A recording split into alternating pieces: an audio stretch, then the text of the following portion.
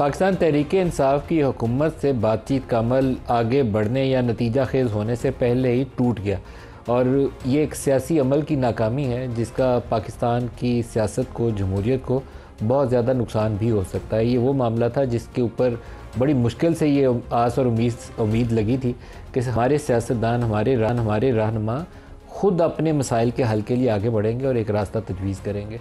तो ये सियासतदानों की भी नाकामी है और उस सियासी अमल की भी नाकामी है। बजाय इसके कि फ़ैसला कोई और करे, ये ख़ुद कर लेते तो बहुत बेहतर होता। तो प्रोग्राम में आज हमारे साथ शामिल हो रहे हैं सलमान राजा साहब, सेक्रेटरी जनरल पाकिस्तान तहरीक इंसाफ के, और आगे चलकर राना सनाउल्लाह खान सीनियर रहनुमा हैं और मशीर हैं वज़ीर आज़म के बराए सियासी अमूर, वो भी हमारे साथ शामिल होंगे। राजा साहब, आपको प्रोग्राम में खुश आमदीद कहता हूँ।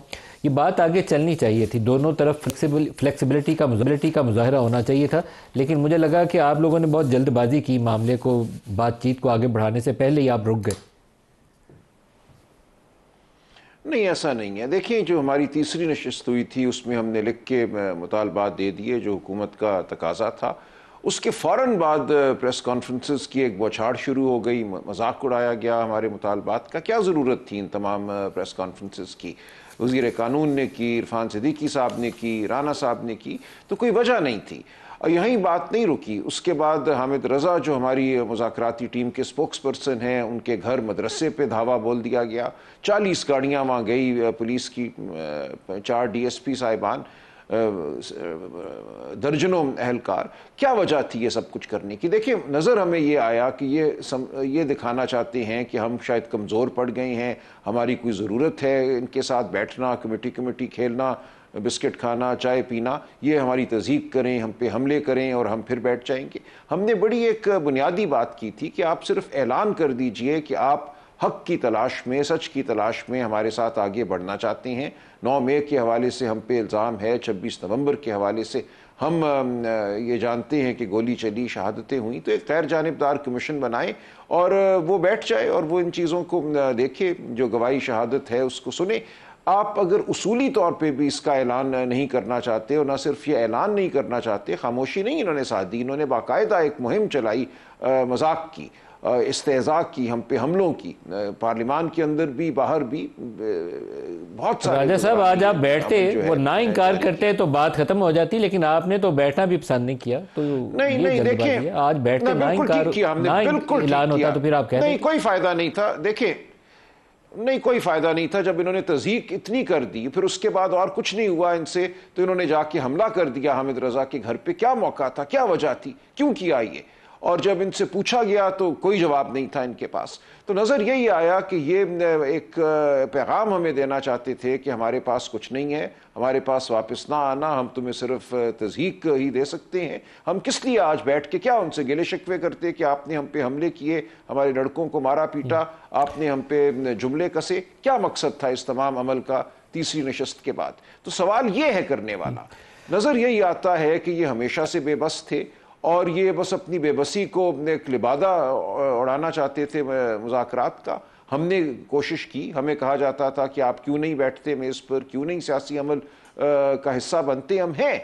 हम अब पूरे पाकिस्तान की हर सियासी जमात से इस वक्त हम गुफ्तगू कर रहे हैं। वो मौलाना फजलुर रहमान साहब हों, उनसे आज बहुत अच्छी हमारी मुलाकात हुई कुछ हफ्तों के तातुल के बाद। हम शायद खाकान साहब से मिले हैं। मौलाना फजलुर रहमान से किस किस्म के ताल्लुकात चाहेंगे आप? मामला आगे किस तरीके से बढ़ाना चाहेंगे मौलाना फजलुर रहमान से? 26वीं आईनी तरमीम के मौके पर आप लोगों ने, लेकिन फिर फासले आगे।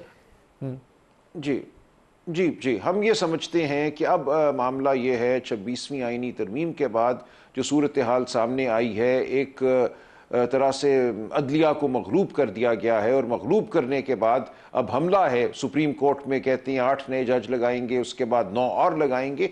कोर्ट पैकिंग इसको कहते हैं। पीका के कवानीन में जिस तरह की तरामीम की गई हैं दीदा दलेरी के साथ कि कोई अदालत इनको हाथ नहीं लगाएगी, ये सब 26वीं आईनी तरमीम के समरात हैं जो सामने आ रहे हैं। तो अब मैं समझता हूँ वो लोग जो पहले शायद साइड पे बैठे हुए थे, वो समझ रहे थे कि वो शायद बच जाएंगे इस तबाही के अमल से। उनको नज़र आ रहा है कि इस मुल्क में कोई भी नहीं बचेगा, ना सहाफ़ी बचेंगे, ना वकील बचेंगे, ना सियासी कारकुन बचेंगे। अब पूरी कौम को इकट्ठा होना है एक एजेंडे पे कि जो हमारी बुनियादी आइनी अख्तार हैं, गुफ्तगू की कदर है, आर्टिकल 19 आज़ादी इजहार, सड़क पे चलने का जो हक है, आर्टिकल 15 जो इकट्ठे होने का, इकट्ठे खड़े होने का हक है, आर्टिकल 17, ये तमाम हुकूक हमें वापस हासिल करने होंगे। इस वक्त ये तमाम हुकूक हमसे सल्ब कर लिए गए हैं, कागज़ पे मौजूद हैं, लेकिन ना अदलिया हमें इन हुकूक की फराहमी में कोई मदद फराम करती है। हम 20 पिटिशनें कर चुके हैं, सुप्रीम कोर्ट पे हमारी पिटिशनें मौजूद हैं कि जब हम ऐलान करते हैं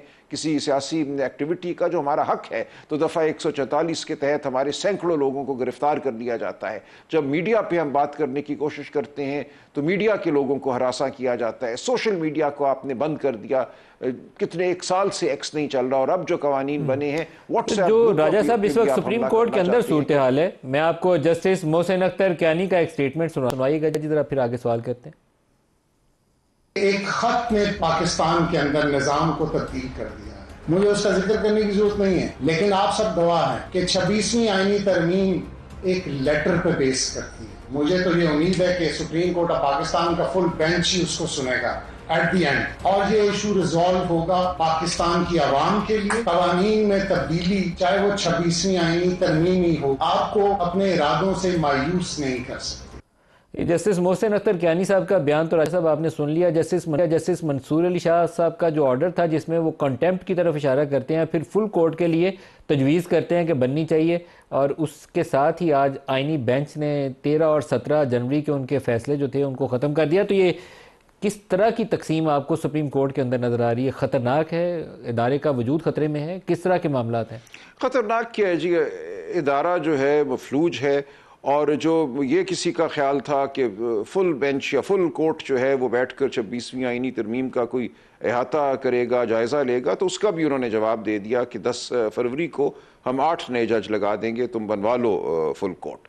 तो कोई भी दरवाज़ा जो है वो खुला नहीं छोड़ा जा रहा, कोई अदालती दरवाज़ा, कोई सियासी लाया अमल, तमाम हुकूक पर कदगन है, तमाम अदालती रास्ते बंद हैं। तो अब हम क्या कर सकते हैं? आपको, मुझे, हमें आवाज़ उठाना होगी, हमें अपने हुकूक को जताना होगा, इसके अलावा कोई चारा नहीं है। एक और आपको छोटा सा पैकेज है वो दिखाना चाहूँगा, जहाँ पॉलिटिकल लीडर्स जो हैं वो ये बातचीत अपनी अपनी राय दे रहे हैं, दिखाइएगा जी।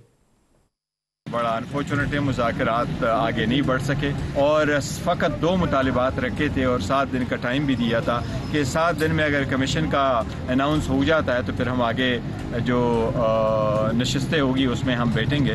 वो हुकूमत ने नहीं किया, तो इसलिए खान साहब की यही हिदायत थी, हम नहीं बैठ सके। हमने सिर्फ 7 वर्किंग डेज मांगे थे, जिस पे हमने बड़ा कम्प्रीहेंसिव काम किया और कोशिश ये की कि जो उनके मुतालबात हैं उनको कितना उनको फैसिलिटेट कर सकते, हम इस पे फोकस रहे। ये कमेटी जो उनकी डेडलाइन है ये मौजूद रहेगी। अगर इस दौरान वो स्पीकर से राब्ता करते हैं तो हमारी कमेटी 31 जनवरी से पहले उनको उनके साथ बैठ जाएगी। राना सनाउल्लाह साहब से हमने ये पूछा तो उन्होंने कहा कि पीटीआई नहीं आई, लेकिन हम कोशिश जारी रखेंगे थ्रू स्पीकर्स ऑफिस के पीटीआई वाले दोबारा मुज़ाकरात में आ जाएं। ये राना साहब ने बयान दिया है इसके ऊपर। तो आप क्या कहेंगे राजा साहब, अगर आपको मना लें तो आप चले जाएंगे? नहीं, वो लिख कर दे देना, उन्होंने अगर इनकार करना है तो लिख के दे दें, इकरार करना है तो वो भी लिख के दे दें स्पीकर साहब को। उनका तो मौक़िफ़ बड़ी वजाहत से सामने आया है पिछली नशस्त के बाद कि वो हमारे मुतालबात को नहीं मान सकते। ना ज़मानत के हवाले से, जो हमारे असीरान 600 दिनों से या उससे भी ज़्यादा जेल में हैं, क्या वजह है यास्मीन राशिद एक 74 साल कैंसर पेशेंट, उनकी बेल क्यों नहीं होती, ज़मानत क्यों नहीं होती? ये उनका हक है, हर पेशी पे उनकी ज़मानत की मुखालफत क्यों की जाती है? तो हम ये कह रहे हैं कि अगर आप बुनियादी हुकूक हमें नहीं देते, उस हवाले से मजाक उड़ाया गया। वज़ीर कानून ने आके कहा कि ये हमारे इख्तियार से बाहर है, हम इस बारे में सोच भी नहीं सकते, कमीशन बनाना भी हम समझते हैं कि मायूब है, हम नहीं बनाएंगे। तो ये बयानात देने की क्या ज़रूरत थी? अगर आपने तहरीरी तौर पे कुछ बात करनी थी तो कर देते, अब भी कर दें, हम देख लेंगे क्या बात है। इमरान खान साहब से एक मुलाकात हमारी नहीं ये करा सके कि क्या इख्तियार है इस हुकूमत को, जो ये भी नहीं कर सकती कि जेल में हमने कहा कि हमारी ऐसी मुलाकात कराएं, ऐसी जगह पे जहाँ माइक्रोफोन ना हो, कैमरे ना हो, एहलकार ना हो, अडयाला के किसी सहन में हमारी मुलाकात उनसे करा दें, ये भी नहीं हो सका। तो बिल्कुल एक बेबस हुकूमत जो है, जिसने कहीं से पूछ कर हर कदम उठाना होता है, उसके साथ हम कितनी देर बैठे रहे। हम 21 दिसंबर से लेकर पिछले हफ्ते तक इनके साथ एंगेज रहे, उसके बाद भी हमारी तवक्को थी कि इनकी जानिब से कोई मुस्बत कदम उठेगा। उसकी बजाय इन्होंने हम पे हमले किए।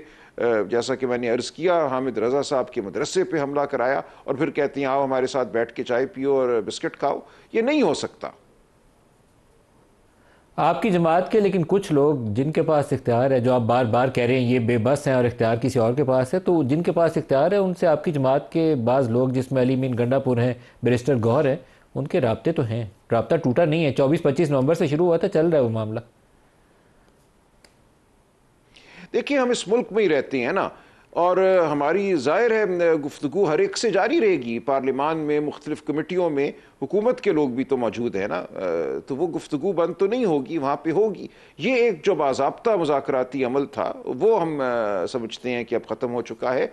बाकी किसी भी सतह पे अली अमीन साहब वज़ीर आला हैं, सिक्योरिटी के हवाले से, दीगर उमूर के हवाले से उनकी मुलाकातें होती रहेंगी। और किसी भी ख़ित्ते में, किसी सूबे में इस्तेहकाम मुमकिन नहीं है सियासी इस्तेहकाम के बगैर। तो अगर उस हवाले से सियासत की गुफ्तगू होती है तो वो बिल्कुल जायज़ है। लेकिन हम ये समझते हैं कि अब ये मार्का जो है, इस कौम को लड़ना है, बतौर कौम लड़ना है। ये मामला सियासी जमातों से आगे बढ़कर कौम का मामला है। आज़ादी इजहार हो, हमारे दीगर जो आइनी हुकूक हैं, वो आपका मामला है, मेरा मामला है। आपका ताल्लुक किसी सियासी जमात से ना हो तब भी आपको ये जंग लड़नी है। सर, जिसको आप मार्का कह रहे हैं, आज जर्नलिस्ट कम्युनिटी के ऊपर पीका लॉ की तलवार उन्होंने गर्दन पे लटकाई हुई है। तो जर्नलिस्ट तो सड़कों पे आए हुए थे, जंजीरें भी बांधी हुई हैं, पुलिस वालों ने धक्के भी मारे हैं। तो आपकी जमात भी फिर सड़कों पे आने के लिए तैयार है, धक्के खाने के लिए, जंजीरें पहनने के लिए तैयार है, या आप लोग अभी कुछ और खड़े होंगे?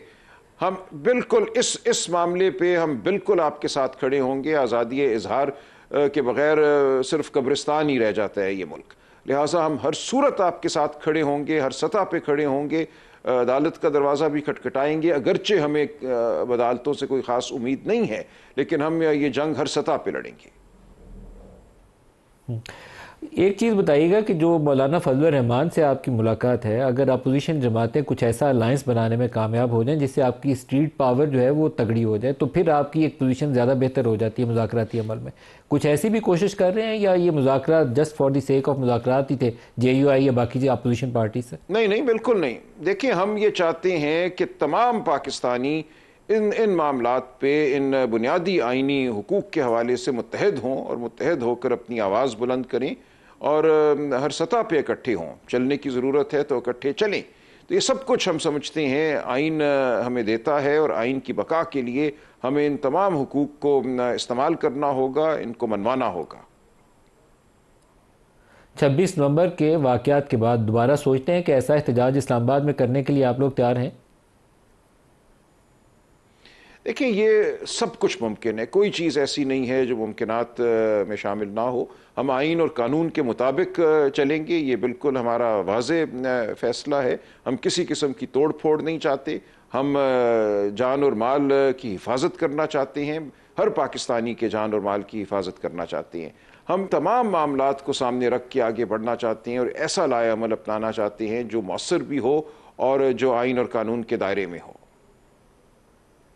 आज जब इमरान ने मीडिया से इंटरेक्शन किया है वहाँ जेल में ही, तो उन्होंने 2-3 बातें की, जिसमें एक बात तो उन्होंने कहा कि 26 नवंबर के वाक़यात में हमारे लोगों पर पुलिस ने, ये बराह रास्त लफ्ज़ पुलिस का उन्होंने इस्तेमाल किया, पुलिस ने सीधे फायर किए, इस पे जुडिशल कमीशन बनाया जाए। तो पहले आप कहीं और भी इशारा करते थे, लेकिन अब पुलिस की तरफ बराह रास्त इशारा है, तो ये चीज़ वाज़ेह है कि पुलिस ने ही फायर किया? नहीं, कुछ भी वाज़ेह नहीं है। देखिए, सामने तो पुलिस ही खड़ी थी ना। जब कमीशन बैठेगा तो वो गवाही और शहादत रिकॉर्ड करेगा, बात वजाहत से सामने आएगी। लेकिन इतना तो बिल्कुल वाज़ेह है इमरान खान साहब को जो उन्होंने बात की कि पुलिस की तरफ से गोलियां चली, इसकी तो बेशुमार शहादत हमारे लोग देने को तैयार हैं। अब गोइंग फॉरवर्ड आपको क्या नज़र आता है, क्योंकि सुप्रीम कोर्ट में आप पीका लॉ ले जाएं या 26वीं आइनी तमीम ले जाएं, वो आइनी बेंच के सामने मामला जाना है, और जो अभी तक का मूड लगा है बाज़ केसेस को देखते हुए, तो मुझे लगता नहीं है कि वहाँ गुंजाइश आपको मिलने वाली है। तो रास्ता आपके लिए क्या है, कौन सा रास्ता खुला है जिसको आप अपनाना चाहेंगे? रास्ता मेरे लिए नहीं, रास्ता पाकिस्तानी कौम के लिए क्या है। देखिए सवाल तो ये है ना, ये कोई पीटीआई का मामला तो नहीं है, ये पूरी कौम का मामला है, हमारे आज़ादी इजहार का मामला है, हमारे सियासी हुकूक का मामला है। तो मैं तो इसीलिए आपसे अर्ज़ कर रहा हूँ कि अगर ये कौम फैसला कर ले कि हमने इस किस्म की कदगन अपने हुकूक पर नहीं लगने देनी, तो कोई ताकत ये कदगन नहीं लगा सकती। फिर आपको किसी अदालत की ज़रूरत नहीं है, ये फैसला कौम ने करना है। और सलमान अकरम राजा साहब, बहुत शुक्रिया, आप हमारे